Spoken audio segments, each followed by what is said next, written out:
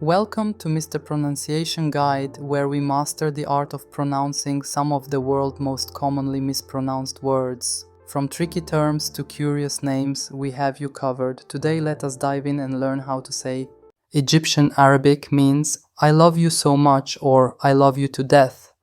The word moot, literally death, is used figuratively to show deep, passionate love. بحبك موت بحبك موت بحبك موت بحبك موت بحبك موت بحبك موت بحبك موت بحبك موت.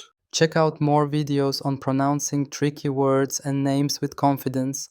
Avoid common mispronunciations with tips from this video. If you found it helpful, I would love your support. Thanks for watching and I will see you soon.